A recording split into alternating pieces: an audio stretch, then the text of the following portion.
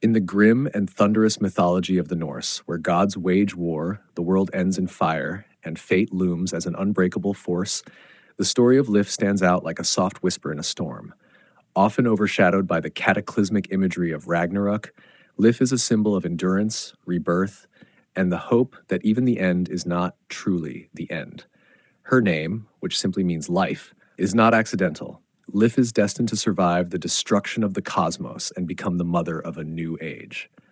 According to the Völuspá, one of the foundational poems of the Poetic Edda, Lif and a male companion named Lifthrasir are the only humans fated to survive Ragnarök. As the gods perish and the nine realms burn, Lif and Lifthrasir take refuge in a place called Holt, a sacred forest or grove, possibly linked to Yggdrasil, the world tree.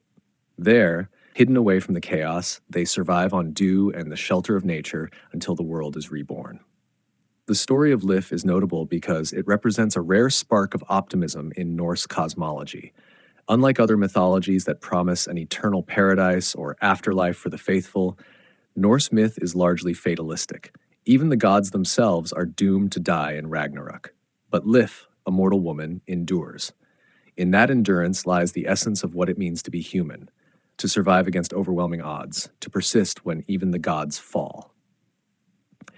Though there is little detail given about Lif's character, her symbolic weight is immense. She is not a warrior, not a queen, and not a goddess. She is simply life, a universal force of renewal. Her presence suggests that while the cosmos will collapse, the cycle will begin again. Lif and Lifthrasir will repopulate the world, bringing humanity into the next great age of existence. The sheltering place, Holt, is sometimes interpreted as part of Yggdrasil itself. This world tree is central to Norse myth, connecting the realms of gods, giants, humans, and the dead. That Lif and Lifthrasir survive at its base suggests that even when all else fails, the roots of existence remain intact. It mirrors the mythological concept of the cosmic seed, a place from which life can regenerate after destruction. Lif's story also speaks to ancient Norse views on resilience and continuity. In a world where winter could last years and violence was a daily reality, myths like Lif's reminded people that life finds a way. It is a tale not of grandeur, but of quiet persistence. Lif doesn't battle dragons or defy the gods, she endures. That endurance in Norse cosmology is the most heroic act of all. Interestingly, Lif and Lifthrasir's role after Ragnarök reflects agricultural and seasonal metaphors as well. Just as fields must be burned to be replanted and forests must fall before new ones grow, the world must end for it to be renewed. Lif is the green shoot sprouting from scorched earth, the promise of spring after the endless Fimbulwinter. Lif's name itself reinforces this idea.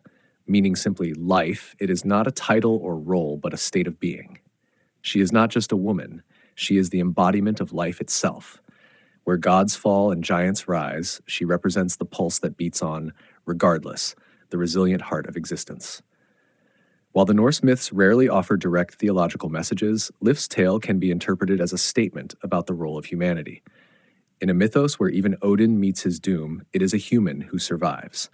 This elevates the human spirit above even the divine in the final analysis.